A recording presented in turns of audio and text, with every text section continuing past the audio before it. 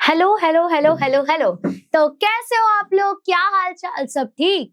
तो आज हम लोग कवर करने वाले हैं अपने 11th स्टैंडर्ड का chapter number 2, that is on to the summit we reach the top. It is one of the most beautiful extract from your English text book. If you feel demotivated right now, by the end of this lecture आपको एक motivation feel होने वाला है। तो please make sure आप ये video पूरा का पूरा देखो, सो दैट पहली बात तो फायदा ये होगा कि आपका इंग्लिश का जो चैप्टर है वो भी इजीली आपको समझ आ जाएगा। एंड सेकंड फायदा ये होगा कि आप लोगों को आज एक मोटिवेशन की लहर भी छा जाएगी अपने अंदर। तो हम वेट किस चीज का कर रहे हैं? Let's get started. Now let me explain you why we need to study English इतने ज्यादा फोकस में। सी, हर बच्चा जो 11th 12th में आ जाता है वो स्किप करता है इंग्लिश को। व्हाई? बिकॉज दे फील कि यार इंग्लिश क्या है, इंग्लिश तो इजी चीज है। बट हम एक सबसे बड़ी चीज का इग्नोर करते हैं, इंग्लिश के पास में 100 मार्क्स होते हैं, जिसमें 80 मार्क्स तो बेटा थियोरी की होती है और प्रैक्टिकल जो है वो 20 मार्क्स का है ना। प्रैक्टिकल जो है वो तो 20 मार्क्स का है सीधा। तो we can not ignore this fact, है ना। हम तो ये फैक्ट बिल्कुल इग्नोर नहीं कर सकते। तो एक अगर मैं बात आपको बताऊं, आपका कॉम्बिनेशन हो सकता है या तो पीसीएम या तो पीसीबी, या तो जो मेरे जैसे होंगे वो लोगों ने पीसीएम भी ले रखा होगा।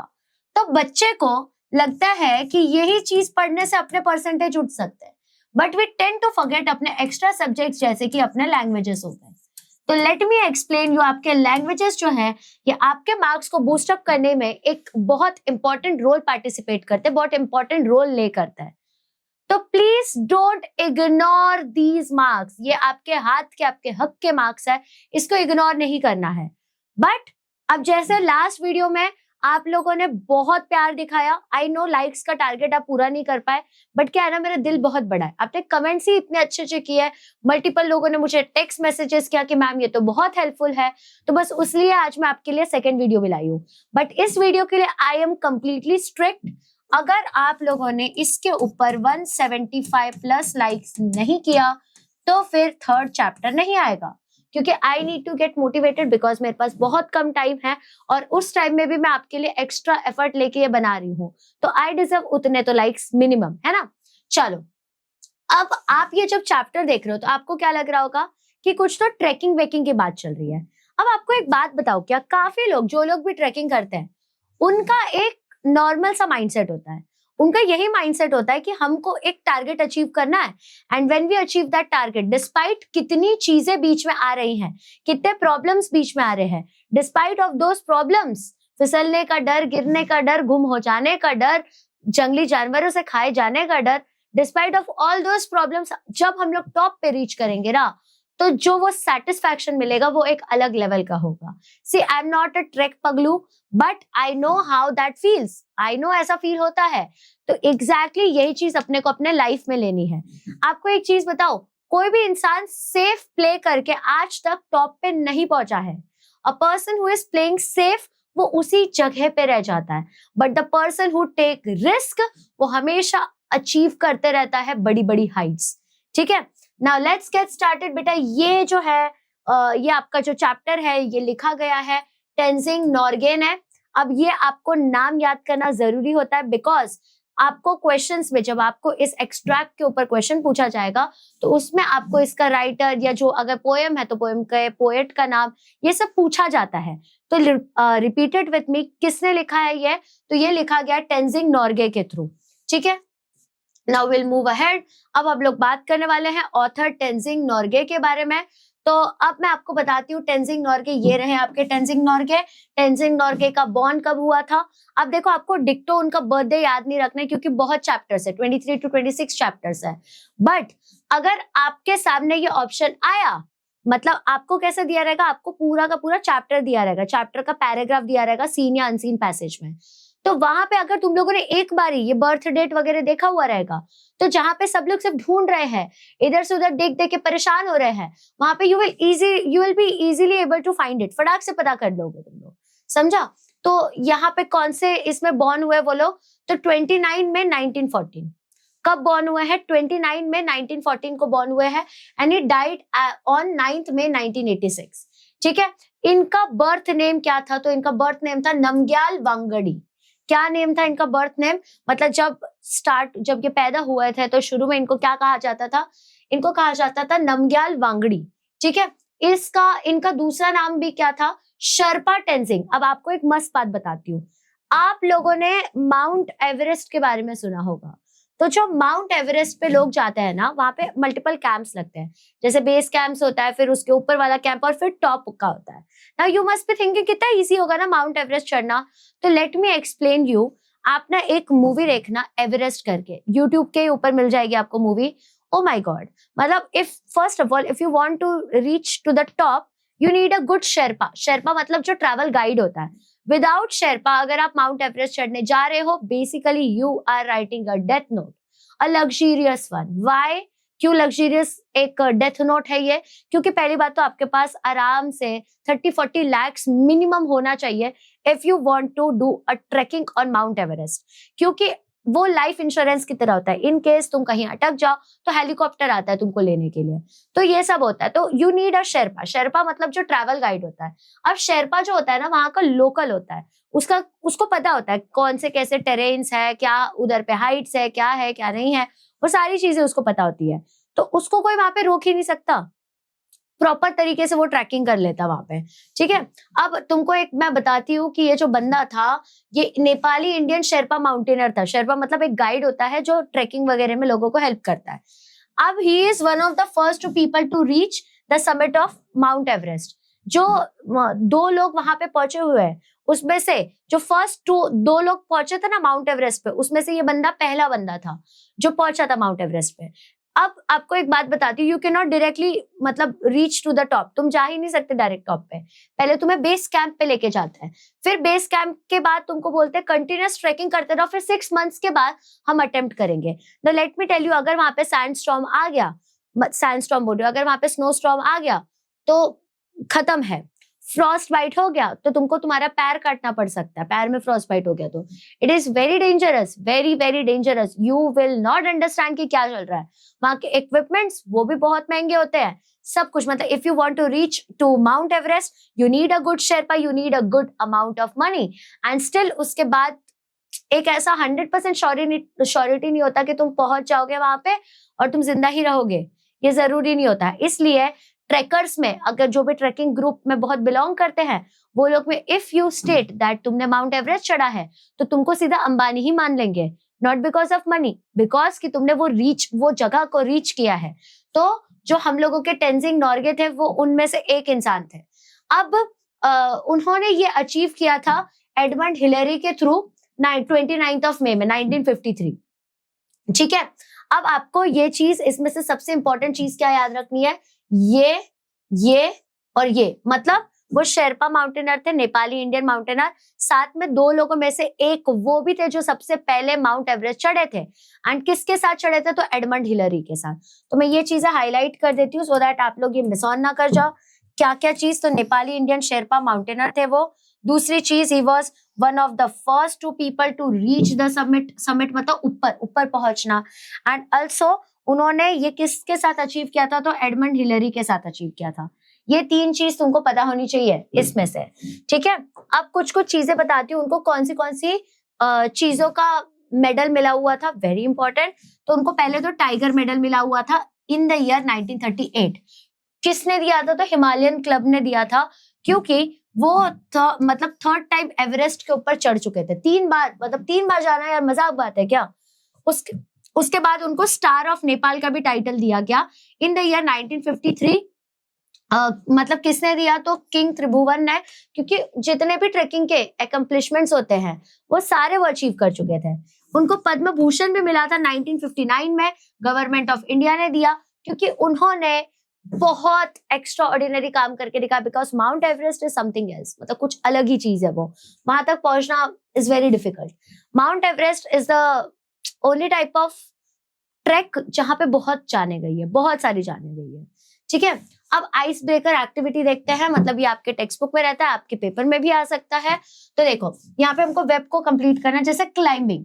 तो क्लाइंबिंग में क्या क्या होगा? तो जैसे आइस क्लाइंबिंग हो सकता है, समिट क्लाइंबिंग मतलब ऊपर तक टॉप तक पहुंचना, रैपलिंग हो सकता है। रैपलिंग का मतलब क्या होता है, पहाड़ रहता है और आपको ना ऐसे क्रेन से बांधा जाता है और फिर आप वो करते हो। कोकणकढ़ में आई गेस होता है, मेरे एक दोस्त ने किया था। एक होता है माउंटेन हाइकिंग, मतलब माउंटेन के ऊपर हाइक करना, ट्रैक करना माउंटेन्स के ऊपर, फिर एब्सीलिंग करना, रॉक के ऊपर क्लाइंबिंग करना, बोल्डरिंग करना। तो ये सारे क्लाइंबिंग के अलग अलग टाइप्स हो गए, ठीक है। There are many people who does this, okay. अब नेक्स्ट एक्टिविटी है, आपको छोटे छोटे डायलॉग्स बनाने हैं माउंटेनियरिंग के बारे में with reference to these points. मतलब आपको कुछ पॉइंट्स दिए हैं और उसको हमको सिर्फ माउंटेनियरिंग, जो है ये माउंटेन पे चढ़ने वाले लोग हैं, उसी कॉन्टेक्स्ट में बताना है, ठीक है। अब यहाँ पे पहली चीज क्या है, first thing is time. Time जो होता है इसका मतलब होता है जिसके अंदर मंथ्स ऑफ प्लानिंग और प्रिपरेशन की जरूरत होती है, ठीक है। What does it need, it needs months of planning and preparation. Time का मतलब क्या हो गया, मतलब बहुत सारी प्लानिंग करनी पड़ रही है, बहुत सारी प्रिपरेशन करनी पड़ रही है। If you talk about distance, मतलब थाउजेंड्स ऑफ फीट कवर करना, ठीक है। डिस्टेंस का मतलब क्या हो गया, thousands of feet should be covered. Training की बात करूं तो फिजिकल और केमिकल ट्रेनिंग, सॉरी फिजिकल जो ट्रेनिंग है साथ में टेक्निकल ट्रेनिंग ये इंपॉर्टेंट है। मतलब you should be fit, also you should be technical. Just because एक बंदा डंबल उठा रहा है, उसके एप्स है, डजंट मीन कि वो इतना टेक्निकल है कि वो सबमिट तक पहुंच जाए। मतलब it is not a joke, it is not a, मतलब ऐसा इजी वॉक, केक वॉक नहीं है ये। इक्विपमेंट का बात करूं तो जैसे आइस एक्स, रोप्स हो गया, ऑक्सीजन टैंक्स हो गया, क्रैम्पॉन्स हो गया, ये सब इक्विपमेंट जरूरी होता है। आइस एक्स मतलब मेरे को आइस के अंदर में ऐसा कुल्हाड़ी टाइप का चाहिए होता है, सो दैट मैं वॉक कर पाऊं, मैं उसके ऊपर स्टंग कर पाऊं। रोप्स, रोप्स मतलब मैं ऐसे रोप लगाऊंगी सो दैट मैं ऊपर चढ़ पाऊं। ऑक्सीजन टैंक्स, क्योंकि जैसे जैसे हम ऊपर जाते जाते हैं वैसे वैसे ऑक्सीजन का लेवल ड्रिप होता जाता है, तो उसके लिए मुझे ऑक्सीजन टैंक लगता है। And also we should have crampons, मतलब वो भी सपोर्ट के लिए यूज होता है।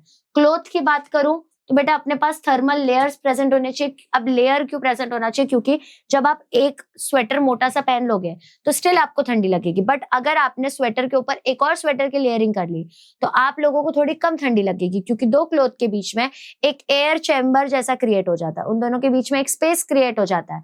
तो जब आप लेयरिंग करते हो ना, it becomes very easy for you to keep intact, to keep yourself warm, okay.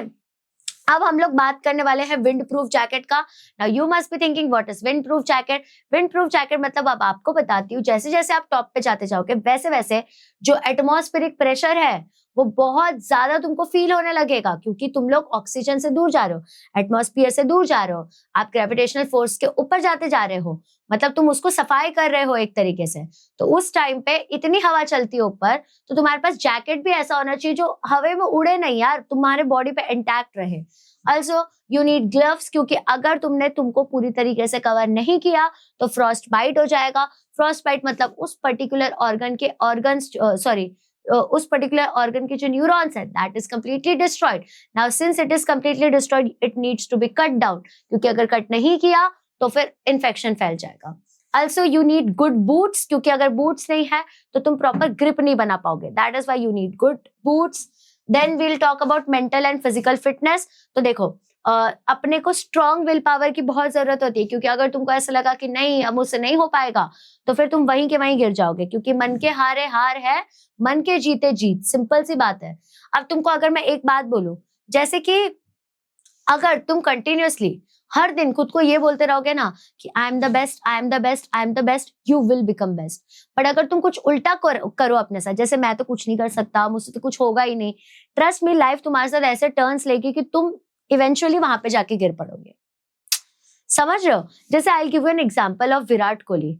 Virat Kohli के जो टीममेट्स थे, मतलब जब वो रणजी ट्रॉफी खेलते थे तो उस टाइम पे जो उनके टीममेट्स थे वो बताते हैं कि आपको पता है कभी भी विराट कोहली का मैच चाहे खराब जाए अच्छा जाए, वो एक ही चीज बोलते थे, मैं तो इंडिया के लिए खेलने वाला हूँ।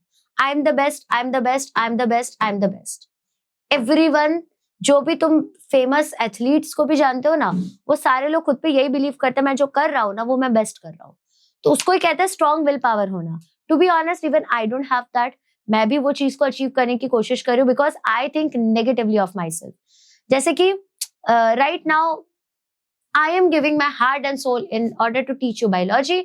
ऑल्सो मैं अभी इंग्लिश भी ले रही हूँ, मतलब I am basically not sleeping at all, मैं सो ही नहीं रही हूँ।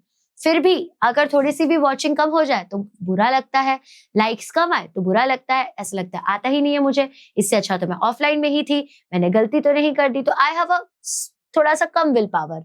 तो अगर मैं तुमको बताऊं, आज का दिन मैं अच्छा खासा रोई हूँ क्योंकि मेरा दिन बहुत बेकार गया है, कुछ कुछ चीजें हुई हैं, वो मैं डिस्कस नहीं कर सकती बट हुआ है, तो हो जाता है ऐसा। विल पावर कम होने की वजह से सारी चीजें ही वैसे सराउंड करने लगती है, अपना माइंड वैसे वर्क करता है।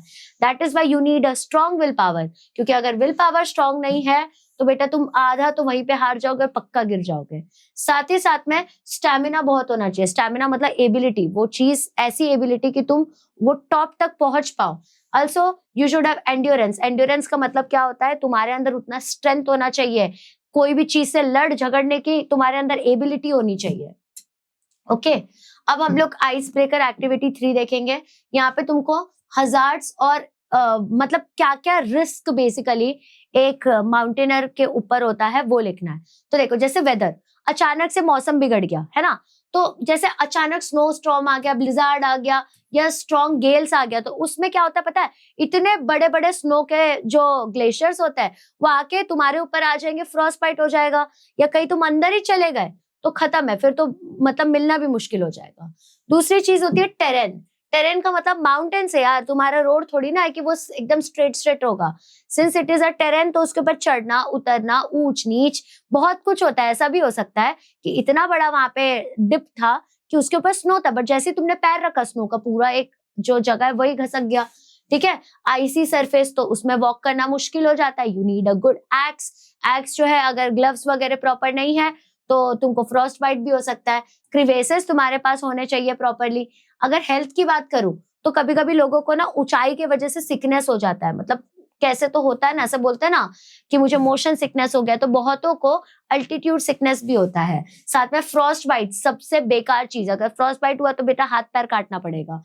ऑक्सीजन शॉर्टेज, जितना जितना हम ऊपर जाते जाते हैं उतना उतना अपने को ऑक्सीजन का शॉर्टेज फील होता रहता है।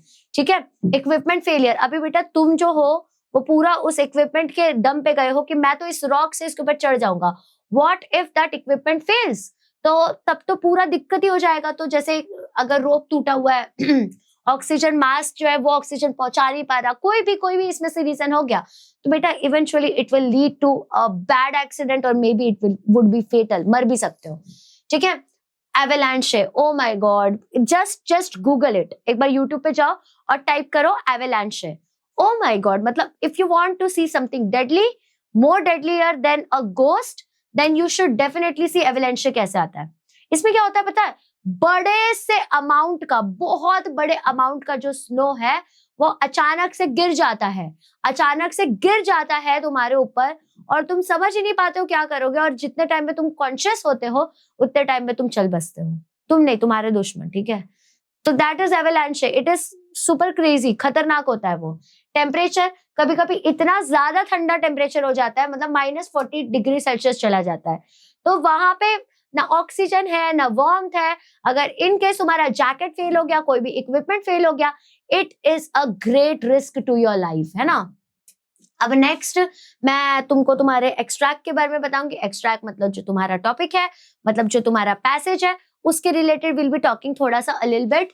जैसे टेंजिंग जो हमारे राइटर है वो डिस्क्राइब करते हैं अपना जो क्लाइम मतलब कैसे उन्होंने ट्रैक किया था।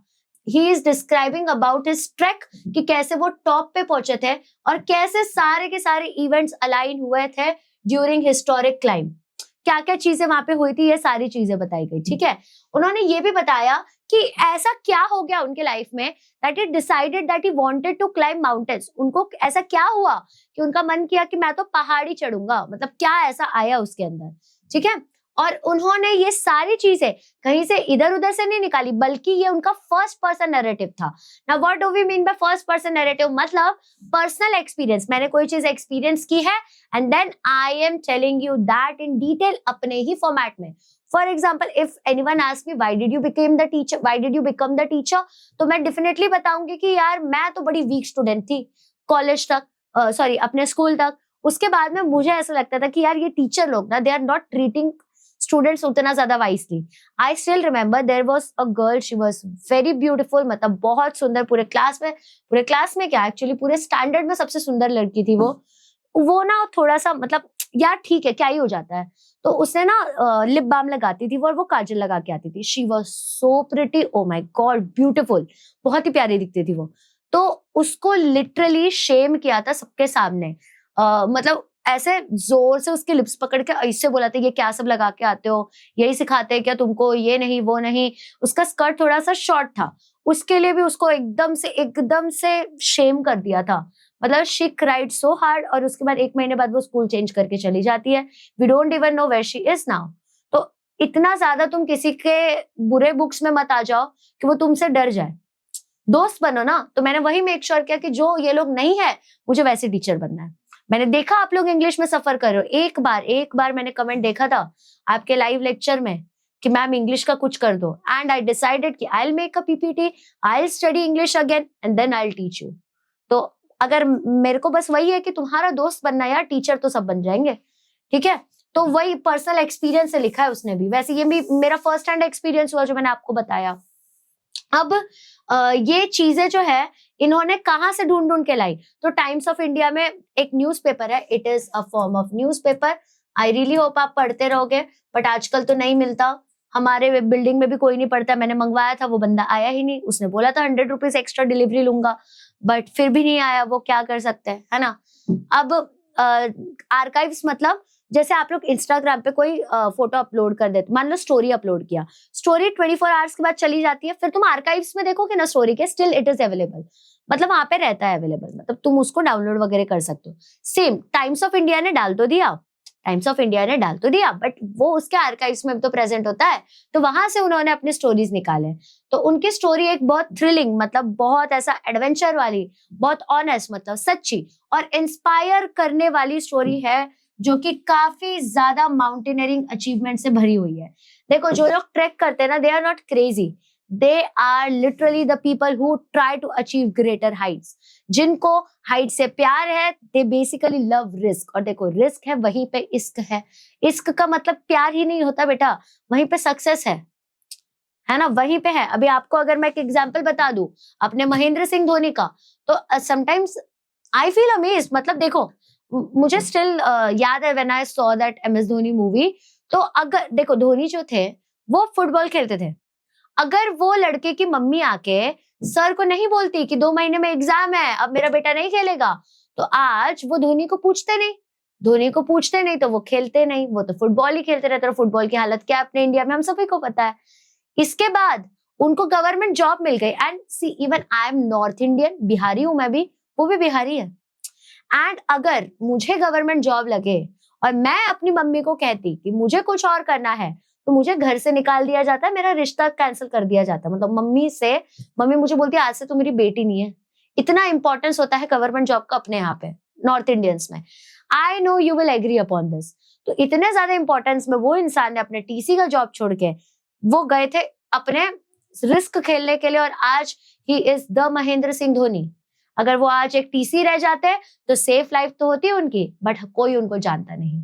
तो ये जो ट्रैकिंग वाले टाइप के लोग होते हैं ना, they are not crazy, they are not willy. उनका माइंडसेट ही वैसा होता है, रिस्क खेलूंगा यार, मजा आएगा मेरे को, उनको वैसे मिलता है। अब let me tell you, I hate trekking because मेरे को ऊंचाई से डर लगता है। आई हैव दैट हाइट का फोबिया।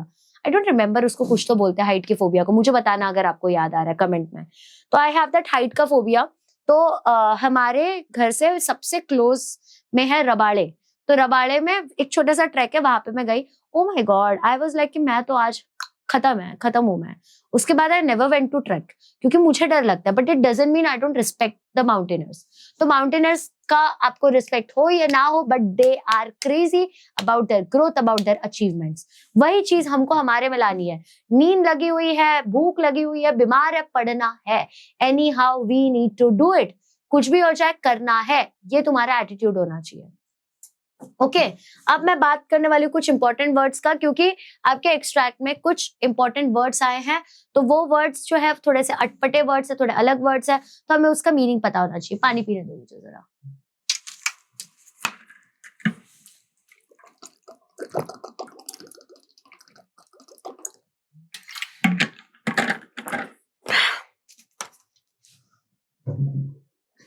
चलो अब मैं बात करने वाली हूँ यहाँ पे कुछ इंपॉर्टेंट वर्ड्स के बारे में, ठीक है, will talk about some important words, जैसे कि यहाँ पे एक वर्ड हो जाएगा अल्टरनेटेड।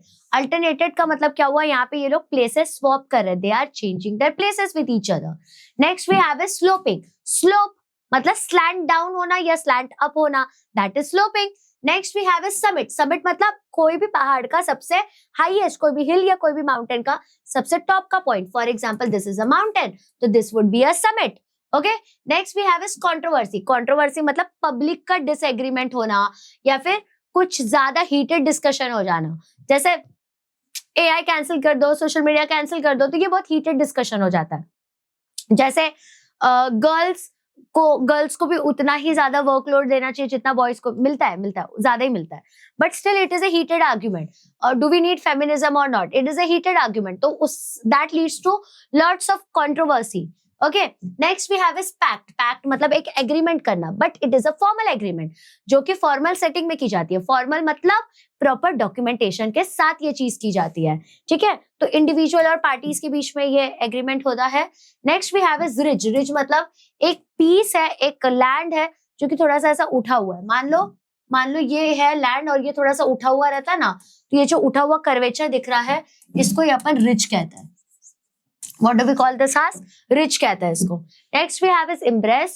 Embrace का मतलब क्या होता है, हक करना, होल्ड करना किसी को एकदम क्लोजली अपने आर्म्स में, ठीक है, that is nothing but embrace। और जब we are hugging it, जब हम लोग ये प्रोसेस को कर रहे हैं, तो that is doing the action, तो उसको embracing भी कह सकते हैं। embrace is a adjective, yeah, it is an adjective. Noun भी कह सकते हो कोई कोई सीन्स में। अब मैं तुमको बताती हूँ कि क्या होने वाला है यहाँ पे।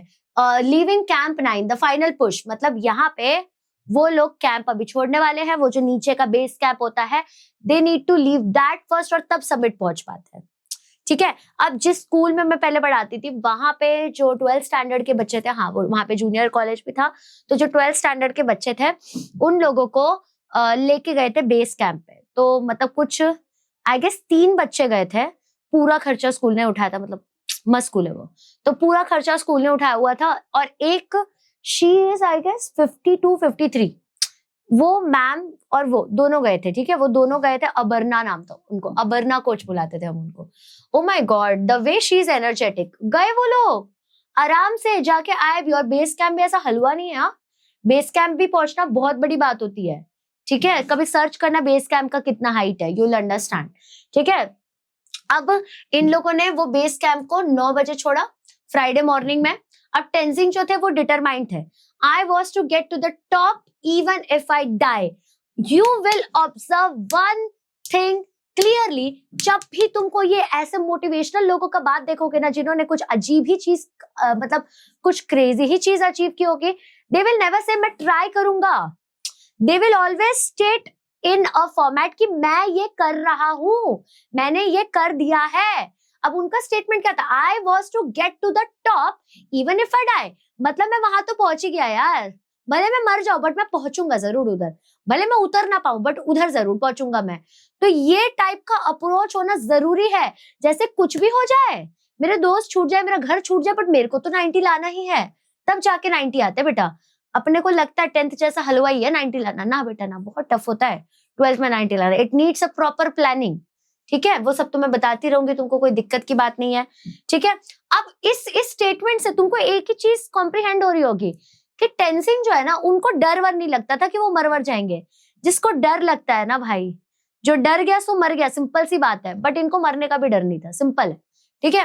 अब वो लोग सुबह सुबह ही निकल जाते हैं, क्योंकि सुबह थोड़ा सा इजी हो जाता है निकलना अकॉर्डिंग टू देम।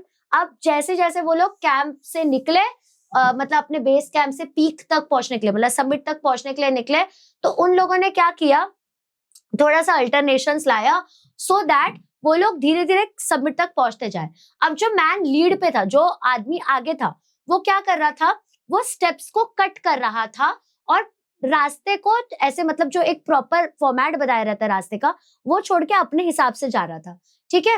अब इसके वजह से क्या हो रहा था कि काम टफ हो रहा था, ऊपर पहुंचना was becoming tough because he was not following the protocol. मैंने आपको एक चीज पहले बोली, if you want to hike, if you want to reach to the summit of Mount Everest, you need a good sherpa, you need a good guidance, नहीं तो it is suicide, luxurious suicide, क्योंकि तुम मर जाओगे। वहां पे बहुत खतरनाक टेरेन्स होता है क्योंकि, ठीक है। अब इसके बाद में जो मैन फॉलो कर रहा था वो एंकर की तरह एक्ट कर रहा था, मतलब वो ऐसा बेसिकली चीजों को होल्ड करके रखने की कोशिश कर रहा था, ठीक है। अब मैं बताऊंगी 4 फ्लैग्स के बारे में। बेटा ये देख लो, ये आपके 4 फ्लैग्स है। उसके पॉकेट में तेंजिंग के पास 4 फ्लैग्स थे, ठीक है।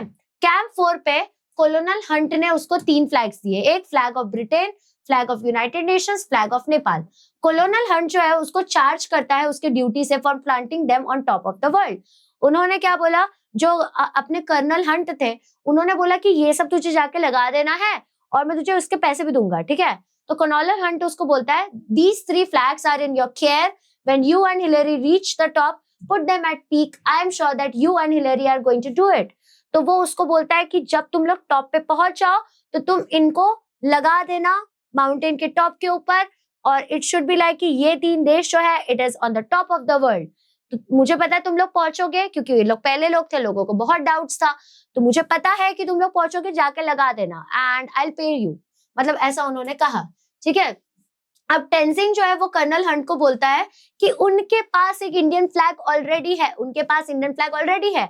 तो वो बोलता है कि मैं आपसे परमिशन लेना चाहता हूं कि क्या मैं इंडियन फ्लैग भी लगा सकता हूं, ठीक है। तो कर्नल हंट बोलते हैं, by all means, I am glad to know that you brought an Indian flag. तो कर्नल हंट जो है वो बोलते हैं, यस आप डेफिनेटली लगा सकते हो, उल्टा मैं खुश हूं कि आपने इंडियन फ्लैग भी लाया। तो जब आप पहुंच जाओ आपको ये चारों फ्लैग्स लगा देने हैं on the top of the world, so that it feels कि ये 4 देश जो है ये सबसे ज्यादा ऊपर है, क्योंकि माउंट एवरेस्ट को टॉप ऑफ द वर्ल्ड माना जाता है। But there are many type of mountains जो अब तक कोई पहुंच ही नहीं पाया, जैसे हिमालय, कोई हिमालय तक नहीं पहुंच पाया अभी तक। I don't know what is the case there, but लोग नहीं पहुंच पाते। कैलाश पर्वत सुना है, वहां नहीं पहुंच पाते लोग, ठीक है। I don't know what is the scene, but नहीं पहुंच पाता है। अब मैं तुमको बताती हूँ द 4 फ्लैग्स, मतलब चारों फ्लैग लगाने का मिशन मिल चुका है, फाइनल क्लाइंब कर रहे हैं लोग। तो 1 घंटे के बाद स्टीडी गोइंग, मतलब कंटिन्यूअस, जब वो लोग चलते जा रहे थे, तो धीरे धीरे वो ऑब्जर्व कर रहे थे कि वो लोग साउथ फेस, मतलब साउथ डायरेक्शन से, नॉर्थ साउथ, ठीक है।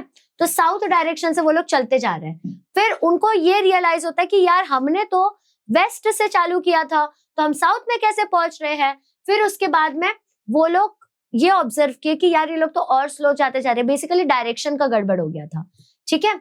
अब वहां तो ऐसा नहीं लिखा रहता यहाँ पे ईस्ट है, वेस्ट है, नॉर्थ है, साउथ है, ना, दे हैव दैट कंपास, वहां पे वो लोग सब करते हैं। फोन भी वैसा नहीं चलेगा इनका, जैसा ऊपर है तो बढ़िया नेटवर्क होगा ना, और उस टाइम फोन उतना इवॉल्व था भी नहीं, ओके। अब जब उन लोगों का रॉक्स वाला एरिया क्लियर हो जाता है तो कुछ उनको पहुंचने के लिए बचता ही नहीं है। बाढ़ का मतलब होता है लेफ्ट, बाढ़ का मतलब होता है लेफ्ट। तो जब पथरीला रास्ता उन लोग कंप्लीट कर लेते हैं तो इट्स लाइक कि अब टॉप सबमिट तक पहुंचने में और उनके बीच में कोई अड़चन ही नहीं बची है, ठीक है, except a snow covered incline sloping less and less as it near the top. बस जैसे जैसे वो टॉप के पास पहुंच रहे थे, एक ऐसा स्नो का इंक्लाइन था जो कि एकदम ऐसा था, मतलब लग रहा था कि भाई घसरगुंडी है, स्लाइड, अपन गिर के ही आएंगे, ऐसा अपीयरेंस था उसका। और लास्ट 60 to 70 फीट जब ऊपर जा रहे थे तो वो उतने ज्यादा डेंजरस उनको फील नहीं हो रहे थे, because hardest part was already over, was always over, मतलब पहले हो चुका था खत्म। तो धीरे धीरे वो लोग वही सेम पेस, स्टेडी पेस पे चलते गए, ठीक है। फिर वो लोगों ने क्या किया, अब वो पहुंच चुके हैं स्मॉल फ्लैटेंड सबमिट पे साथ में, मतलब ऐसा पतला सा हल्का सा फ्लैट सा सबमिट होता है, मतलब टॉप होता है, और अब वो वहां पे पहुंच चुके हैं। बट यहाँ पे इंपॉर्टेंट क्या था, स्टेडी पेस रखना। अगर वो चाहेंगे कि मैं तो रश कर लूंगा, मैं तो जल्दी पहुंचूंगा, तो डेफिनेटली दे विल फॉल। जैसे काफी बच्चे क्या करते हैं पता है, एक दिन में 12 घंटे पढ़ने की कोशिश करता है, नेक्स्ट डे पढ़ते ही नहीं है। इसलिए मैं आप लोगों का मैराथन क्यों नहीं ले रही हूँ, 12th का इसलिए लिया क्योंकि मैंने उनको धीरे धीरे आदत दिलवाई है। मैंने उनको 4 घंटे का वन शॉट, पहले 1 घंटे का, 2 घंटे का, 4 घंटे का, 5 घंटे का वन शॉट दिया, फिर 6 घंटे का एक वन शॉट डाला था। Now I know they can sit for 12 hours. आप लोगों को जब मैं ये आदत दिलवा दूंगी ना, then I will arrange a marathon session for you, जो कि 8 से 9-10 घंटे का तो होगा, जिसमें मैं आपके 6 चैप्टर 7 चैप्टर्स कंप्लीट करा दूंगी। समझा? तो ऐसा नहीं हो कि बर्न आउट हो जाए। तो एग्जैक्टली वही स्मार्टनेस वो लोग कर रहे थे, नॉर्मल स्टडी पेस पे चल रहे थे, सो दैट बर्न आउट होकर वो लोग गिरा ना जाए, है ना? क्योंकि टफ है यार वो ट्रैक करना। अब मैं बताती हूँ, यहाँ पे रोप के बारे में बात करते हैं। अब ये देखो, माउंटेन के ऊपर ना ऐसे रोप लगे हुए होते हैं। तो रोप जो होता है ना, ये टीम वर्क का एक सबसे बड़ा सिंबल होता है। तो जब लास्ट के 50 फीट बाकी थे, अब मैं तुमको एक बात बताती हूँ, अगर तुमको मैं ये बोल रही हूँ ना कि अब मुझे सिर्फ 2 किलोमीटर और चढ़ना है, तो नॉर्मल अगर आप चल के जाओगे, अगर आप नॉर्मल मतलब रास्ते पे चल रहे हो, तो it becomes very easy to travel that 2 kilometre, मतलब चल के भी जा सकते हो। बट जब ट्रेकिंग की बात कर रहे हो ना, 1 किलोमीटर के लिए तुमको 40 मिनट लग सकता है भाई, क्योंकि वहां के टेरेंस अपने को नहीं पता है, और अबाव द ग्रेविटी चल रहा है, तो ये सब दिक्कत होता है। ठीक है। अब जब ये लोग चढ़ रहे थे लास्ट के 50 फीट में, तो जो हिलरी और टेंजिंग थे, वो एक दूसरे से 20-20 फीट दूर थे, बट वो दोनों को एक ही रोप से बांधा गया था, और ज्यादातर टाइम जो रोप है वो लूज था। और जब वो लोग डेंजरस ग्राउंड पे पहुंचे, उन लोगों ने क्या किया, एक दूसरे से रोप को एकदम टाइट बांध दिया।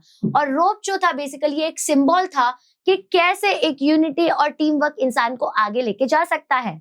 ठीक है।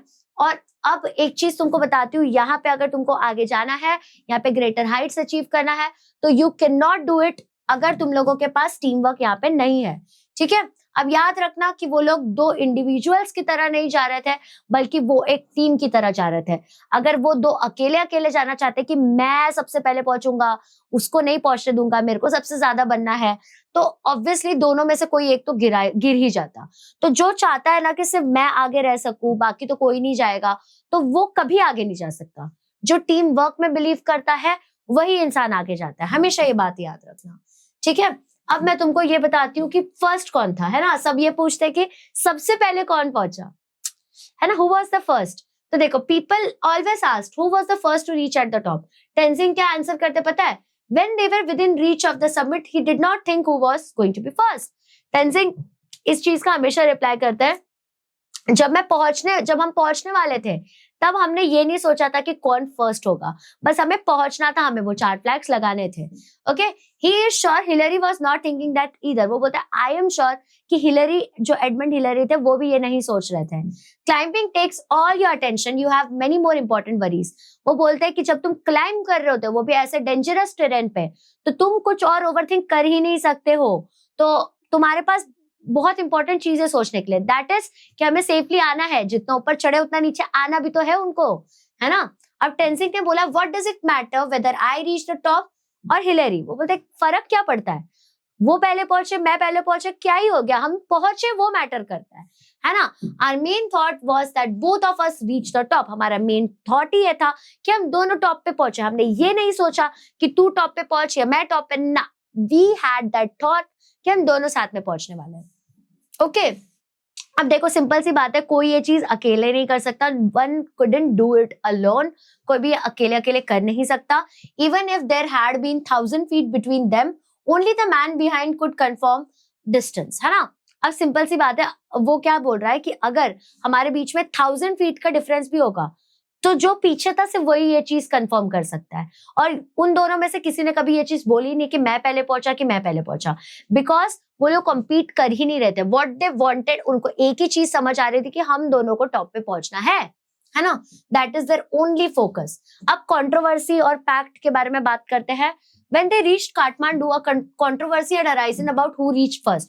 अब जब वो लोग काठमांडू पहुंचे नीचे उतर के, तो सब लोग कंट्रोवर्सी चालू कर दिए, एक डिबेट चालू हो गया, पहले कौन पहुंचा, टेंजिंग पहुंचा कि हिलरी पहुंचा? तो हिलरी और कर्नल हंट और टेंजिंग जो है, इस चीज के बारे में बात करने लगे। वो एग्री करते हैं कि ये जितनी भी बातें है वो सब चाइल्डिश है, बचकांड बात है ये। ठीक है। तो उन लोगों ने एक पैक्ट बनाया, उन लोगों ने एक फॉर्मल रूल बनाया कि each signed it in the office of the prime minister of Nepal. उन लोगों ने एक पैक्ट बना के नेपाल के प्राइम मिनिस्टर के सामने साइन किया। हिलरी ने क्या साइन किया पता है क्या? On 29th May, Tenzing Sherpa and I left our high camp on Mount Everest for our attempt on the summit. We crossed over the south summit and moved along the summit ridge. मतलब उसने क्या बोला कि 29 मई को मैं और टेंजिंग हम दोनों गए थे ट्रैकिंग के लिए माउंट एवरेस्ट पहुंचने के लिए। माउंट एवरेस्ट के समिट पे पहुंचने के लिए हमने बेस कैंप को 9 बजे छोड़ा, मॉर्निंग में ही छोड़ा था, फ्राइडे का दिन था। और उसके बाद में हम लोग साउथ सबमिट से गए थे, साउथ साइड से गए थे। और उसने ये बोला कि हमने रिज मतलब वो जो थोड़ा उठा हुआ जगह होता है वहां पे भी ट्रैवल किया, ठीक है। फिर उसने ये भी बोला कि we reach the summit almost together, हम दोनों साथ में पहुंचे थे। वी इम्प्रेस्ड मतलब हम अप्रिशिएट, हमने हक किया एक दूसरे को और हमने हमारे सक्सेस के लिए एंजॉय भी किया।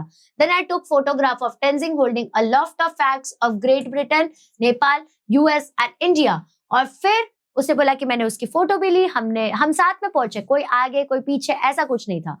और ये सारी चीज लिख के प्राइम मिनिस्टर ऑफ नेपाल के सामने ईपी हिलेरी मतलब एडमंड हिलेरी जो है उन्होंने ये साइन कर दिया कि बाद में जाके कोई पलट वलट ना जाए यार। बट वो दोनों बहुत मैच्योर थे, वो दोनों ये पलट वलट टाइप के थे भी नहीं, ठीक है। अब बात करेंगे अबाउट देयर फीलिंग्स कि when they reach to the top of the world how did they feel, उनको कैसा फील हुआ। तो देखो जब वो टॉप पे पहुंचे तो टेंजिंग हिलेरी को कहते हैं we have done it. Obviously who did it first that doesn't matter, what matters is हमने किया, है ना। But they couldn't hear each other, they had their oxygen mask on.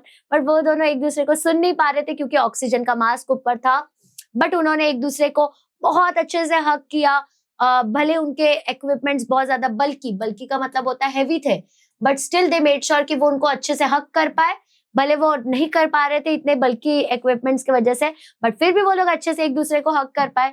और टेंजिंग का फर्स्ट थॉट क्या था जब वो टॉप पे पहुंचे, उनको एक ग्रैटिट्यूड फील हुआ गॉड के लिए कि थैंक गॉड कि आपने मुझे ये लाइफ दी, ओके। और याद आपको एक बात बताऊं, ही फेल्ड 6 टाइम्स मतलब उन्होंने 6 बार ट्राई किया और 6 बार वो जो है मतलब फेल होते गए। बट गॉड जो है उन्होंने इस बार उनको ब्लेस किया सो दैट वो लोग अपना सोचा हुआ जो विश है उसको अचीव कर पाए। उन्होंने साइलेंट प्रेयर्स ऑफर की अपने अपने जो भी रिलीजियस बिलीफ के गॉड है उनको। और उन लोग नील नहीं हुए क्योंकि मतलब नील होके कोई भी प्रे करता है ना, तो वो लोग नील नहीं हुए क्योंकि नील मतलब झुके नहीं, घुटने पे नहीं आए वो लोग, बिकॉज उन लोगों के इक्विपमेंट्स इतने हैवी थे, ओके। अब क्या क्या ऑफरिंग्स की उन लोगों ने ये बताती हूँ। टेंजिंग ने गॉड को ऑफरिंग की सबमिट पे अपने रिलीजन्स के अकॉर्डिंग। अब दोनों जो है उनकी वाइफ और वो टेंजिंग की वाइफ और वो दोनों बुद्धिस्ट है, तो उनके ऑफरिंग्स थे बिस्किट, कैंडी और छोटे से क्यूट से ब्लू पेंसिल। ब्लू पेंसिल क्यों दिया जाता है, क्योंकि यंगेस्ट डॉटर ने दिया था और नीमा नाम था उसका।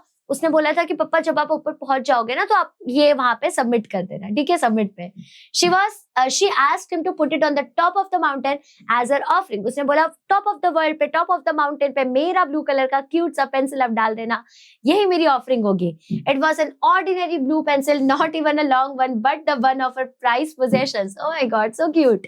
तो वो अपना छोटा सा जो पेंसिल है, और वो पेंसिल यूज था, न्यू भी नहीं था, उसको कोई तो प्राइस में मिला था, तो बोलती है ये जो प्राइस में मुझे मिला हुआ है आपको बस ऊपर जाके लगा देना है उसको जब भी आप पहुंच जाओ। मतलब अलग ही वाइब चल रही थी उसकी बंदी की। As he placed it he pointed it out to Hillary. Hillary gave him a big smile showing he understood. जब वो डाल रहे थे टॉप के ऊपर तो वो हिलेरी को दिखाते और ऐसे पॉइंट आउट करते हैं, तो हिलेरी भी बड़ा स्माइल से हंसने लगता है कि यार क्यूट है तेरी बेटी, तो ऐसा, ठीक है। अब फ्लैग्स और आइस एक्स के बारे में बात करती हूँ। टेंजिंग जो है he got out the flags on a piece of string about 4 feet long। मतलब ऐसे पतले से स्ट्रिंग के ऊपर में उन्होंने ये सारी चीजें लगाई, ठीक है। फिर उन्होंने क्या किया, उन्होंने बांधा, फास्टेड मतलब बांधा एक एंड पे उसके आइस एक्स के ऊपर। और हिलेरी ने पिक्चर लिया जब टेंजिंग ये सारी चीजें ऊपर कर रहे थे। Since he had to bring his ice axe back down with him, तो इसके वजह से उन्होंने क्या किया, स्ट्रिंग का एक एंड अंदर डाल दिया और उसके बाद में दूसरे आइस के टॉप पे ऐसा बांध दिया, ठीक है। ये एक एंड अंदर डाल दिया और दूसरे जगह बांध दिया क्योंकि एक्स तो नीचे चाहिए, जाने का भी तो है अपने को, ठीक है। The other and in snow on the slope below, मतलब नीचे अंदर घुसा दिया। अब जब वो लोग जा रहे थे तो फ्लैग्स जो थे वहां पे ऐसे फ्लैट थे, मतलब ऐसे पहले लहरा रहे थे, बट अब तो एक्स लेके नीचे जाना है, ज्यादा इक्विपमेंट्स भी नहीं रख सकते थे, तो इसलिए बाद में वो नीचे फ्लैट हो गए थे।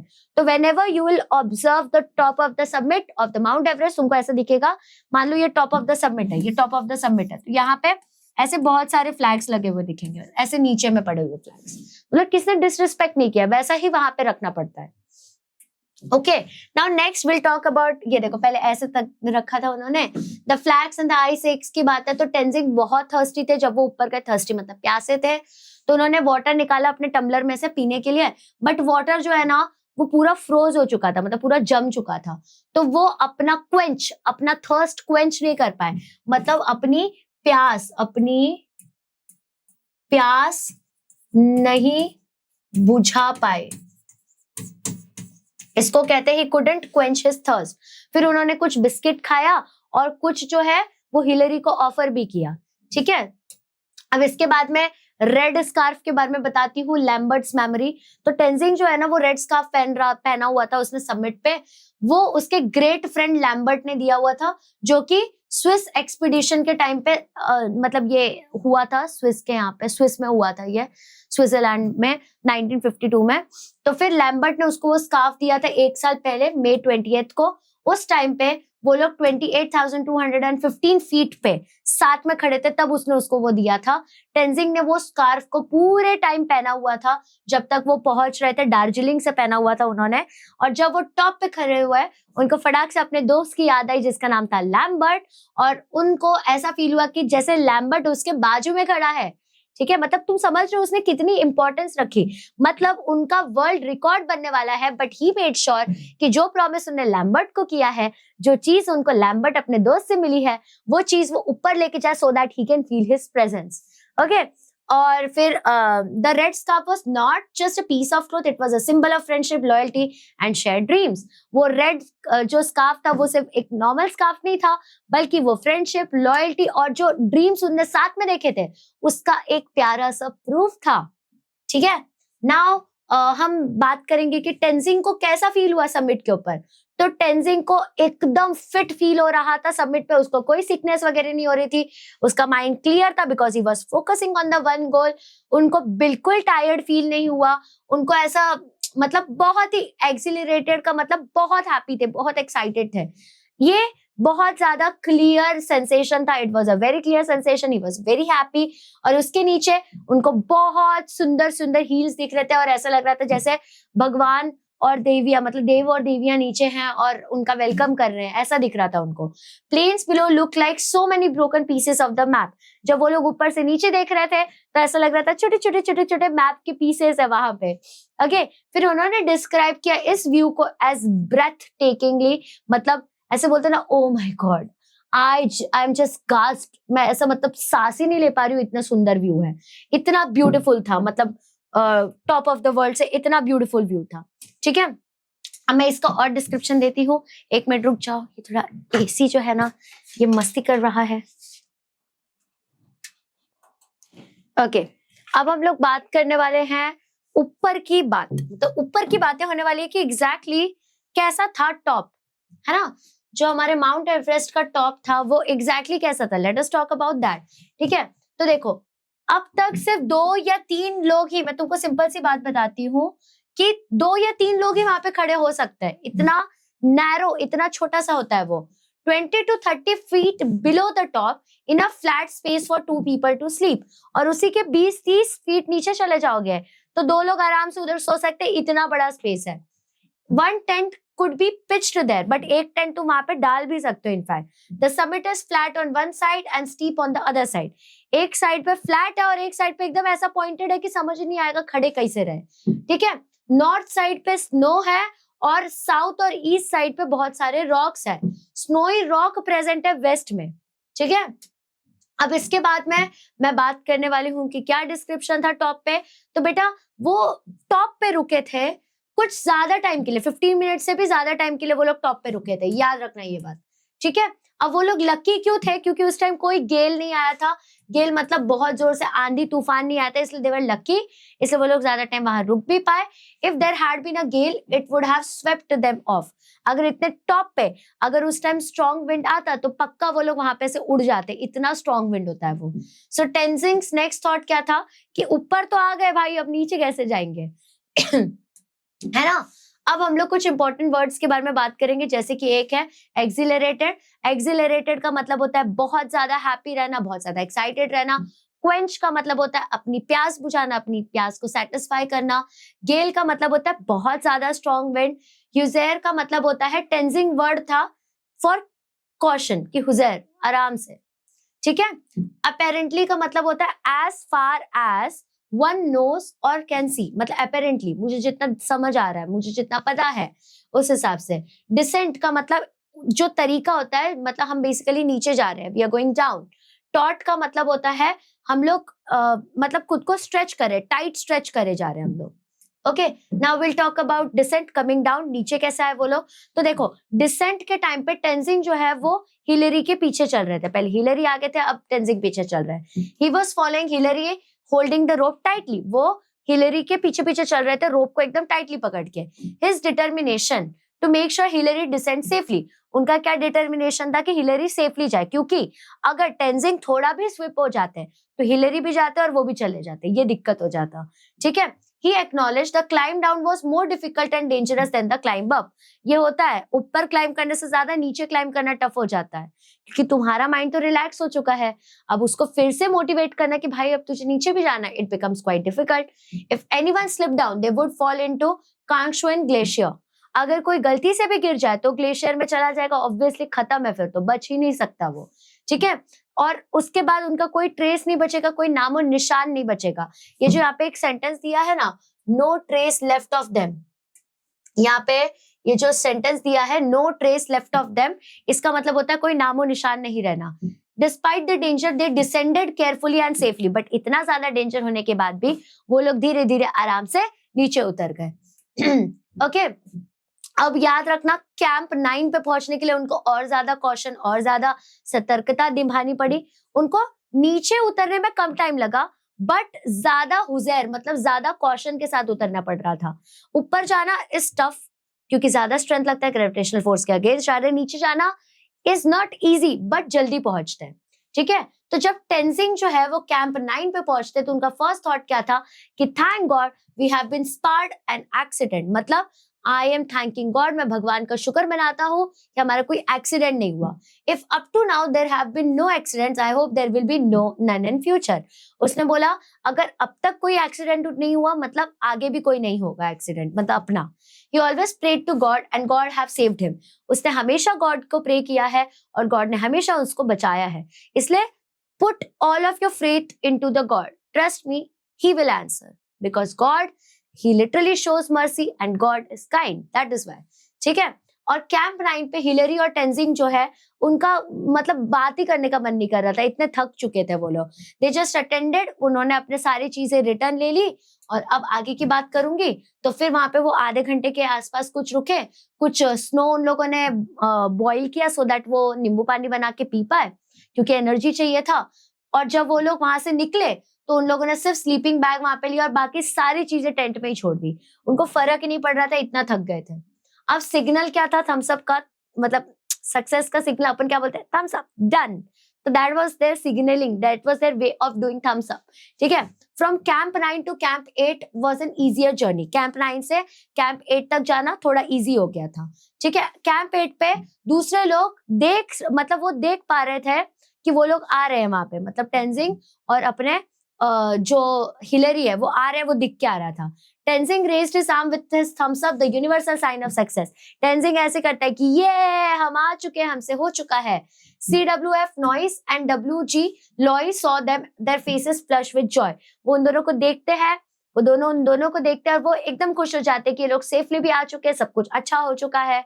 In this way Tenzing was able to tell them of their success without words. यहाँ पे टेंजिंग को कुछ शब्दों की भी यूज करने की जरूरत नहीं पड़ रही थी, वो डायरेक्ट वहां पे एक्सप्लेन कर पा रहे थे कि how proud of them. As they got nearer to Camp 8, लोई came to meet them. जैसे जैसे वो कैंप 8 के पास आते हैं तो मिस्टर लोई आके उनसे मिलते हैं। लोई climbed up about 300 feet carrying tea and coffee for them. लोई जो है वो 300 फीट तक ऊपर आए थे उनके लिए चाय कॉफी ये सब लेके, तो वो उनसे मिलने आते हैं, बहुत खुश हो जाते हैं उनको देख के। Now let's will talk about the, ये बहुत फनी चीज है, the kerosene flavoured T. It has a funny ending basically. तो अनदर जब 50 फीट डाउन हम लोग जा रहे थे तो वो लोग नॉइस से मिलते हैं जो कि उनके लिए और चाय लेके आता है। उस टाइम चाय कॉफी ही सब कुछ है क्योंकि बहुत ठंडी लग रही है इसके वजह से। अब वो टी का स्मेल जो था ना वो केरोसिन की तरह था। Apparently it had been made in a hurry and some kerosene had somehow got into it. क्यों ऐसा स्मेल आ रहा है? क्योंकि जल्दी जल्दी में बनाया और कुछ केरोसिन शायद उसमें गिर चुका था, ये रीजन है। बट टेंजिंग ने बोला सिंस ये जेंटलमैन ने हमारे लिए इतनी मुश्किलात के बाद वो आया है, तो मैं रिस्पेक्ट करूंगा इस चीज की। I was going to enjoy it whatever the smell. उसने बोला मैं इस चीज को एंजॉय करूंगा, मुझे फर्क नहीं पड़ता इसका कैसा स्मेल है। This shows Tenzing's gratitude, humility and good humor even after the most exhausting journey of his life. उसने अपने लाइफ की सबसे एग्जॉस्टिंग, सबसे खतरनाक जर्नी कंप्लीट की, बट स्टिल वो ऐसे इरिटेटेड नहीं था, वो एकदम हैप्पी था अपनी ये जर्नी को कंप्लीट करने के लिए। ठीक है, अब next will be talking about कुछ एक्सरसाइज क्वेश्चंस। समरी क्या है जर्नी का पूछा जाएगा आपको। तो देखो ये सारी चीजों को हम लोग अच्छे से समराइज करेंगे। आप इसको अपने शब्दों में लिख सकते हो। तो आप क्या लिखोगे यहाँ पे पता है कि टेंजिंग और हिलरी लेफ्ट कैंप 9 को जल्दी छोड़ दिया उन लोगों ने फ्राइडे मॉर्निंग में, और फिर वो लोग ने सोचा अब तो टॉप पे जाना है। उन्होंने अल्टरनेट लीडिंग किया, मतलब कभी हिलरी आगे कभी टेंजिंग आगे, इस तरीके से वो लोग कर रहे थे सो दैट वो एक दूसरे के स्टेप्स कट कर पाए। ओके, दे कैरिड 4 फ्लैग्स, उनके पास 4 फ्लैग था, Britain, UN, Nepal and India. उन्होंने साउथ फेस क्रॉस कर दिया। अब वो लोग स्टीप रॉक्स, वेस्ट साइड से जो रॉक वाला साइड था वो क्रॉस करने जा रहे थे। ठीक है, लास्ट के 60 से 70 फीट जो थे वो थोड़े कम डेंजरस थे, बट वहां पे तुम अपनी स्पीड को इक्वल मेंटेन करके रखने पड़ेंगे, नहीं तो गड़बड़ हो जाएगा। ठीक है, अब वो लोग सबमिट पहुंचते हैं साथ में, और उन लोगों ने सिंबॉलिक रोप वहां पे बांधा। टॉप पे जाके टेंजिंग ने प्रेयर्स डाला, फ्लैग्स डाले, अपनी बेटी का ब्लू पेंसिल डाला, सब कुछ डाला। 15 मिनट के लिए वहां पे रहे, और वो लोग इस बात के सुकून के लिए थे कि कोई स्ट्रॉन्ग विंड नहीं आया उस टाइम। फिर वो लोग धीरे धीरे नीचे आते हैं, बट डिसेंट के टाइम, नीचे उतरते time was more dangerous, but time कम लगा। अब वो लोग कैंप 9 पे आए, 9 से 8 पे गए, उन लोगों ने अपना सक्सेस दिखाया। वहां पे उन्होंने चाय कॉफी पिया, केरोसिन जैसा टेस्ट भी था उसका। लोए और नोए ने उनको कॉफी चाय ये सब दिया था। ठीक है, अब नेक्स्ट चीज है Tenzing's feeling after reaching the submit. क्या फीलिंग था? तो ग्रेटिट्यूड टू गॉड, मतलब कैसे समझ आएगा तुमको ना, ढूंढना पड़ेगा उसके टेक्स्ट में से क्या वे से आपको ये लगा कि वो थैंकफुल था गॉड के लिए। तो my first thought was a sense of gratitude to God. मतलब उन्होंने अपने टेक्स्ट में लिखा है कि मेरा सबसे पहला चीज क्या था कि मैं आभार व्यक्त करना चाहता हूँ भगवान के लिए। तो इससे समझ आता है कि he had a feeling for gratitude of God. Relief, मतलब thank God we have been spared an accident, spared, मतलब रिलीफ का भी फीलिंग आ रहा था उसके इस टेक्स्ट से कि अरे यार थैंक गॉड हम बच गए। नेक्स्ट एक्सिलरेशन मतलब I felt accelerated, it was a very clear sensation, मतलब मैं बहुत हैप्पी हो गया, मुझे बहुत क्लियर फील हो रहा है, बहुत नॉर्मल फील हो रहा है। Nostalgia, remembered Lambert and felt he was with him. तुम लोगों ने गाना सुना होगा, डू यू गेट डेजा वू। तो ये जो डेजा वू है that is nothing but nostalgia. जैसे आप अभी अपने स्कूल में जाओगे 3-4 साल बाद, तो you will get that deja vu, you will get that nostalgia. तो नॉस्टैल्जिया मतलब पुरानी यादें ताजा हो जाना। ह्यूमिलिटी का बात करूं तो मतलब वो आर्ग्यू नहीं कर रहा था, मतलब उसमें ऐसा कोई था नहीं कि भाई मेरे को ही फर्स्ट आना है, ऐसा सब उसका बिहेवियर नहीं था।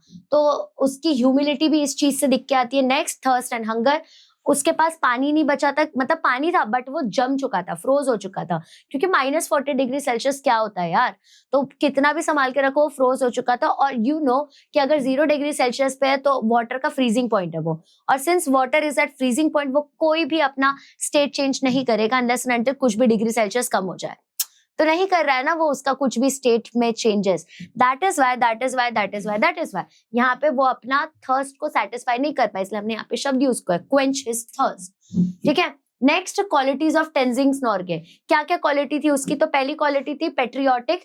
क्यों? क्योंकि उसने क्या बोला कि मैंने कर्नल हंट को बोला कि मैंने इंडियन फ्लैग भी लाया है तो मैं उसको भी टांगना चाहता हूँ।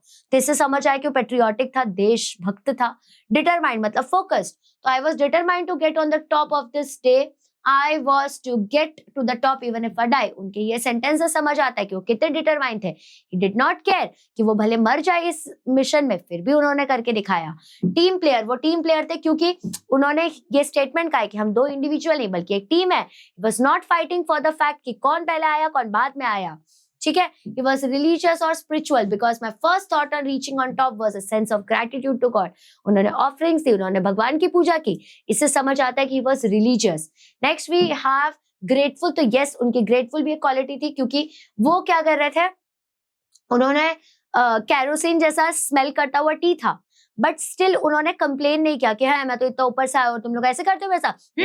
Very bad, shameless behaviour. ऐसा बिल्कुल उन्होंने एक्ट नहीं किया, वो इतने हम्बल थे इतना बड़ा अचीवमेंट करने के बाद भी, और उन्होंने वो आराम से टी को पिया, तो he was grateful of everything he is getting. Next is caring, तो वो केयरिंग इसलिए थे because my determination was to make sure Hillary descend safely, मतलब वो केयरिंग थे, वो केयर कर रहे थे खुद की ही नहीं बल्कि हिलरी की भी, कि वो आराम से नीचे उतर पाए। तो ये सारी क्वालिटीज उनकी थी। अब नेक्स्ट है आपको सिग्निफिकेंस बताना है ऑब्जेक्ट का, कुछ कुछ ऑब्जेक्ट्स यहाँ पे यूज हुआ है, उसका क्या इंपॉर्टेंस है, you have to tell that. जैसे पहला हो गया रेड स्कार्फ। रेड स्कार्फ जो है उसके फ्रेंड लैम्बर्ट ने दिया था, जो कि लीडर था 1922 स्विस एक्सपीडिशन में। वो दार्जिलिंग से लेके टॉप तक जाने तक, समिट तक जाने तक वो पहना हुआ था। वो स्कार्फ जो है वो फ्रेंडशिप, लॉयल्टी और शेयर ड्रीम्स, जो उन्होंने साथ में ड्रीम्स देखा था, वो वहां पे शो करता है, ठीक है। अब इस वजह से टेंजिंग को फील हुआ कि लैम्बर्ट जो था वो उसके साथ चढ़ा है वहां पे। हुजैर ये टेंजिंग का वर्ड है, इसका मतलब होता है आराम से, ठीक है। ये कब करते, जब वो लोग नीचे उतर रहे होते, क्योंकि नीचे उतरने में टाइम तो कम लगता है, बट ये डेंजरस बहुत ज्यादा है, ठीक है। अब ये शो करता है कि गोइंग डाउन मतलब नीचे जाना ज्यादा डेंजरस था, तो हुसैर जब वो बोल रहा था, इसका मतलब केयरफुल बेटा, केयरफुल, आराम से जाओ, ऐसा वो कहना चाहता है, ठीक है। अब केरोसिन फ्लेवर टी, ये क्या था, it was a funny thing. तो जो टी लाया था नॉइस ने, वो थोड़ा सा केरोसिन की तरह स्मेल कर रहा था, क्योंकि वो जल्दी में बनाया गया था वो, ठीक है। तो टेंजिंग उसको पीता है ग्रेटफुली, भले कैसा भी स्मेल आ रहा हो, ही वाज ग्लैड कि वो उसके लिए चाय लेके आया, he was very grateful person. Next है आइस एक्स, तो उसको एज ए पोल की तरह उन लोगों ने यूज किया था, सो दैट वो चारों फ्लैग्स उस पे लगा पाए। हिलरी ने फोटोग्राफ किया था टेंजिंग के होल्डिंग फ्लैग्स को उस लोफ के साथ, और ये चीज बेसिकली उनका ट्रायम्फ ऑफ ह्यूमन एफर्ट, मतलब ये क्या होता है कि ये एक सिंबल है उस सक्सेस का, दैट इज ट्रायम्फ। नेक्स्ट शब्द इज एंकर। एंकर मतलब the man who follows the climbing act as an anchor. Anchor मतलब उसके पीछे पीछे चलना, एक होल्ड करना, जैसे शिप का एक एंकर होता है वैसा है। अब उसका डिफिकल्ट जॉब क्या होता है, क्योंकि अगर एक नीचे आ गया तो वो दूसरा भी नीचे आ जाएगा, इसलिए एंकर का जॉब सबसे टफ होता है, ठीक है। The rope between them symbolizes team work. जो रोप था उनके बीच में टीम वर्क दिखाता था। वो लोग ये नहीं सोच रहे थे कि भाई ये अलग बंदा है, मैं इसको यहीं गिरा देता हूँ, मैं पहले पहुंच जाऊंगा, मैं फर्स्ट पर्सन हूंगा। No, rope was showing team work, और अगर टीम वर्क वहां पे नहीं होता तो शायद वो लोग ये चीज अचीव नहीं कर पाते, ठीक है। अब कुछ इंपॉर्टेंट वर्ड्स थे, जैसे कि एब्सोल्यूट के ऊपर कोई प्रीफिक्स नहीं है, तो सफिक्स क्या आ जाएगा, absolutely. Fulfil, fulfilment, suffix. Determine, determination. Danger, dangerous, मतलब पीछे उसका हम लोग एड ऑन कर रहे हैं। Tight, tightly. Clear, clearly. शॉली। लीगल, इलीगल, यहाँ पे मैंने क्या यूज कर दिया है, प्रीफिक्स यूज कर दिया है। लेजिटिमेट, इलेजिटिमेट, मैंने यहाँ पे प्रीफिक्स यूज कर दिया। पॉसिबल, इम्पॉसिबल, मैंने यहाँ पे प्रीफिक्स यूज कर दिया, ठीक है।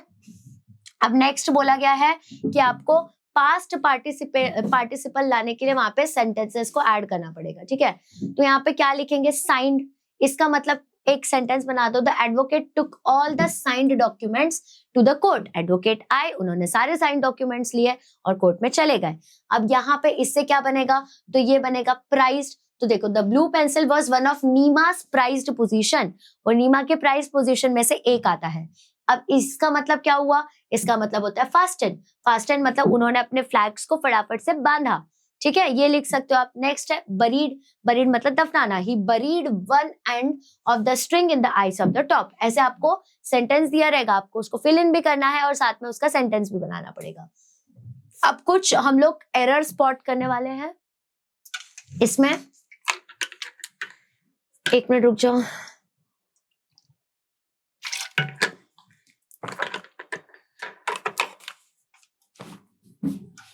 ध्यान से देखना ध्यान से देखना थोड़ा। देखो, I was not afraid for die that day. For यहाँ पे नहीं आ जाएगा, क्या आएगा, I was not afraid to die that day. Next question, this was first question, this is second. Tenzing and Hillary made an pact. ये article तो है नहीं, ये ए और एन तो है नहीं, तो यहाँ पे एन कैसे आएगा, ठीक है। मतलब ये आर्टिकल्स में से तो बिलोंग करता नहीं है। जो चीज ए, ई, आई, ओ, यू में बिलोंग नहीं करती, उसके आगे एन नहीं लगता, तो यहाँ पे ए आ जाएगा। Next third question, I has to bring my ice x down. I जो होता है ये है सिंगुलर, ये है सिंगुलर, बट ये एक्ट करता है प्लूरल नाउन की तरह, सॉरी प्रोनाउन की तरह। तो इसके वजह से हैज नहीं, यहाँ पे हैड आ जाएगा। हम लोग क्या बोल रहे हैं यहाँ पे, हम लोग पास्ट टेंस की बात कर रहे हैं इसके वजह से। Next fourth, Tenzing have spent a night with camp 8, तो क्या आएगा यहाँ पे, विथ नहीं होगा, कैंप 8 के साथ थोड़ी ना थे वो, तो विथ की जगह पे एट आ जाएगा, मतलब कैंप 8 में थे। नेक्स्ट है, नेक्स्ट क्वेश्चन है, fifth question, pact was signed from Tenzing and Hillary. अब कैसे लिखेंगे, पैक्ट वाज साइंड बाय, उनसे थोड़ी करवा, मतलब उनमें से थोड़ी ना करवाया, उनसे करवाया ना। Next sixth question, I and Hillary were in no mood of talking. No mood of talking नहीं होता, नो मूड फॉर टॉकिंग होता है। तो ये सब सेंटेंसेस अपने को करेक्ट करने पड़ेंगे, तो आपको आना चाहिए सेंटेंसेस करेक्ट करना। ओके, अब कुछ और क्वेश्चन है, स्पॉट द एरर, ये रॉन्ग सेंटेंस था। I was not afraid for to die that day, तो ये रहा आप लोगों का करेक्ट सेंटेंस। तो ये तो मैंने आप लोगों को ऑलरेडी करा दिया है। फिर एक्टिव वॉइस को पैसिव वॉइस में करना है। एक्टिव वॉइस का मतलब क्या होता है, मैं फर्स्ट पर्सन से, मतलब आपसे डायरेक्ट बात कर रही हूँ। पैसिव वॉइस मतलब मैं बता रही हूँ कि उसने ऐसा कहा था, ठीक है, गॉसिप करना। We have done it, it has been done by us, ठीक है। We made a pact, a pact was made by us. मैंने डायरेक्ट इनडायरेक्ट स्पीच ग्रामर में डाला है, please check it out. I offered silent prayer in my heart, a silent prayer was offered by me in my heart. Colonel Hunt gave me 3 flags, 3 flags were given by Colonel Hunt. I was carrying the Indian flag, the Indian flag was carried by me. Next we have is, I took photograph of Tenzing, photograph of Tenzing were taken by me. I remembered him, he was remembered by me. We spent the night at Camp 8, the night was spent by us at Camp 8. Okay, next देखते हैं हम लोग फटाफट से, adventure sports और risk के बारे में बात करते हैं। तो right about any adventure sport you like, और उसमें क्या क्या रिस्क इन्वॉल्व है। तो जैसे ट्रैकिंग, तो देखो trekking is one of the most popular adventure sports in India. काफी लोग ट्रैकिंग करते हैं, स्पेशली बारिश के मौसम में। इसके अंदर लंबे लंबे वॉक्स इंक्लूडेड होते हैं, कभी कभी माउंटेन पे चढ़ना पड़ता है, फॉरेस्ट के थ्रू, वैलीज के थ्रू। रिस्क क्या क्या होता है, वेदर चेंज हो गया तो प्रॉब्लम हो सकता है, गुम हो सकते हो तुम अलग अलग रास्तों पे, इंजुरीज हो सकती है तुमको रॉक्स के वजह से, अल्टीट्यूड सिकनेस, ऊपर जाने से बीमार हो सकते हो तुम लोग, वाइल्ड एनिमल के एनकाउंटर्स हो सकते हैं क्योंकि जंगल है वहां पे, डिहाइड्रेशन मतलब तुम्हारा पूरा बॉडी से फ्लूइड्स निकल सकता है, एग्जॉस्ट, थक सकते हो बहुत ज्यादा। अब ये सारे रिस्कों के बावजूद ट्रैकिंग जो है वो फिजिकल स्टैमिना बिल्ड करता है, ठीक है, मेंटल स्ट्रेंथ प्रोवाइड करता है और नेचर के लिए लव भी देता है, ठीक है। अब इसके बाद में कुछ और क्वेश्चंस देखते हैं, बढ़िया क्वेश्चंस है। तो यहाँ पे हम बात करने वाले, should be participate in adventure sports. अब इतना रिस्क है, क्या हमें पार्टिसिपेट करना चाहिए? तो देखो, यस वी शुड पार्टिसिपेट, क्योंकि अगर हम लोग एडवेंचर स्पोर्ट्स में पार्टिसिपेट करते तो हमारा फिजिकल फिटनेस बिल्ड होता है, स्टैमिना इंक्रीज होता है, मेंटल स्ट्रेंथ डेवलप होता है और करेज भी मिलता है। हमको ये टीम वर्क सिखाता है, लीडरशिप सिखाता है, कॉन्फिडेंस देता है कि अगर लाइफ में कोई चैलेंजेस आए तो भी तुम उसको कैसे अपना पाओ। साथ में हमको अनफॉरगेटेबल, मतलब भूल ना पाओ, ऐसे एक्सपीरियंसेस देता है, हमको नेचर से कनेक्ट करने का काम करता है। और हमें प्रिकॉशंस लेना जरूरी है, हमें थोड़ा सा सतर्कता निभाना पड़ेगा, क्योंकि प्रॉपर ट्रेनिंग एसेंशियल होती है कोई भी ये स्पोर्ट्स को अटेम्प्ट करने के पहले। गुड क्वालिटी के इक्विपमेंट हमेशा यूज होने चाहिए, कभी भी वहां अकेले नहीं जाना है, हमेशा ग्रुप में जाना है, या तो एक्सपीरियंस गाइड के साथ जाना है, बिकॉज उनको सब समझता है। चेक कर लो पहली वेदर कंडीशंस, निकलने से पहले या बताने से पहले फैमिली को इन्फॉर्म करना है और फ्रेंड्स को भी इन्फॉर्म करके रखना है कि अगर कुछ भी हुआ तो they should be able to reach to you, है ना। अब दूसरा देखो, इस लेसन का क्या थीम था, ये इंपॉर्टेंट क्वेश्चन में से आता है, लेसन का थीम पूछता है आपको। तो डिटर्मिनेशन पहला थीम था। तो टेंजिंग जो है वो क्या बोलता है, I was to get to the top even if I die, तो डिटर्मिनेशन था। टीम वर्क, रोप जो था ये एक सिंबल था टीम वर्क का। We were not two individuals but a team. Patriotism दिखाया गया, देशभक्ति दिखाई गई, क्योंकि टेंजिंग जो था उसको पता था कि इंडिया का फ्लैग तो लेके ही जाना है मुझे। ह्यूमिलिटी, मतलब वो लोग आर्ग्यू नहीं कर रहे थे वहां पे कि मैं पहले आया, तो देवर मैच्योर इनफ। स्पिरिचुअलिटी, जो भी चीज वो कर रहे थे उसके लिए वो लोग गॉड को मतलब ज्यादा, मतलब गॉड की वजह से ये सब हुआ, उनको क्रेडिट दे रहे थे। फ्रेंडशिप एंड लॉयल्टी दिखाया, क्योंकि वो रेड स्कार्फ लेके गए थे ऊपर टू लैम्बर्ट के सिंबलिज्म के लिए, ठीक है। करेज, मतलब उनको डेथ से भी डर लगना बंद हो चुका था, काम थे वो लोग, एकदम से आराम से काम कर रहे थे, ठीक है। अब on to the summit we reach the top, इसका मतलब क्या होता है? तो ये टाइटल 2 पार्ट में है, दोनों मीनिंगफुल है। ऑन टू द सबमिट मतलब फॉरवर्ड मूवमेंट दिखाता है, डिटर्मिनेशन दिखाता है, प्रोग्रेस के बारे में बात करता है। Every step was a battle, ठीक है, मतलब देखो हर स्टेप पे बैटल था, कभी गिरने का टेंशन, कभी ये टेंशन, कभी वो tension, still despite of everything वो लोग ऊपर पहुंचे। ऑन टू का मतलब होता है कुछ तो कंटिन्यूअस अनस्टॉपेबल इफेक्ट चल रहा है। वी रीच द टॉप मतलब अचीवमेंट शो कर रहा है। The word we is important, I reached नहीं बोला, वी टीम वर्क में बिलीव करना, ह्यूमिलिटी होना। ये शो करता है कि ये एक जॉइंट अचीवमेंट है, अकेले बंदे का क्रेडिट नहीं है। ये परफेक्टली दिखाता है टीम वर्क का क्या थीम होता है, ठीक है। अल्सो समरी क्या है लेसन का? तो टेंजिंग और हिलरी जो है वो कैंप छोड़ देते हैं, कैंप 9 को छोड़ते हैं फ्राइडे मॉर्निंग को, और वो लोग डिटरमाइन करते हैं कि अब तो मुझे सबमिट पहुंचना है, अब तो मुझे टॉप पे पहुंचना है।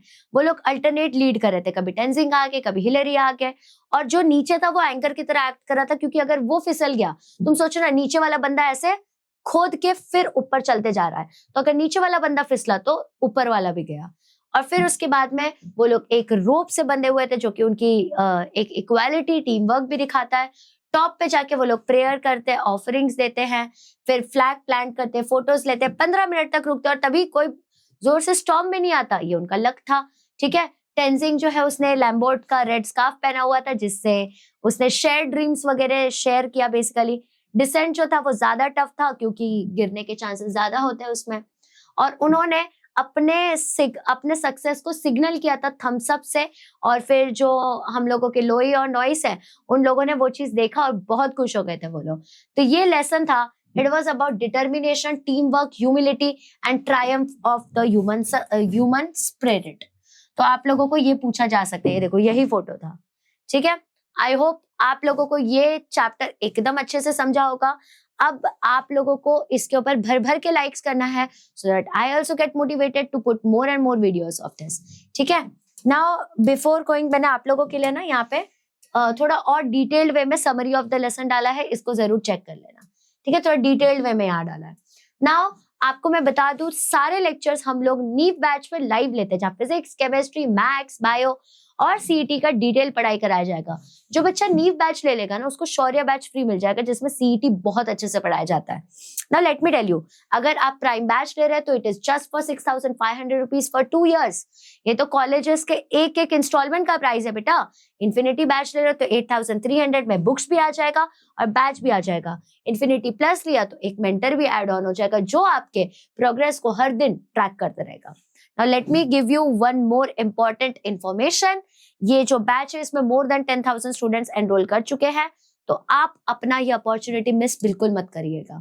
बट अगर आप फ्री में विजय सीरीज में हमारे लेक्चर्स अटेंड कर रहे हैं, तो आप खुद को फ्री एनरोल कर सकते हो। यहाँ पे ही लिंक दी रहेगी विजय सीरीज की, गो एंड एनरोल इट। उसके थ्रू आप लोगों को जितने भी रिकॉर्डेड लेक्चर्स है उसके नोट्स मिल जाएंगे। आप वेद एआई पे डाउट्स पूछ सकते हो, जो कि 24/7 अवेलेबल है। साथ साथ में आप लोग डीपीपी, फ्री टेस्ट, असाइनमेंट, सारी चीजें वहां से कवर करवा सकते हो, और आपको डेडिकेटेड टेलीग्राम ग्रुप भी मिलेगा, जो कि आप लोगों को गाइड करता रहेगा।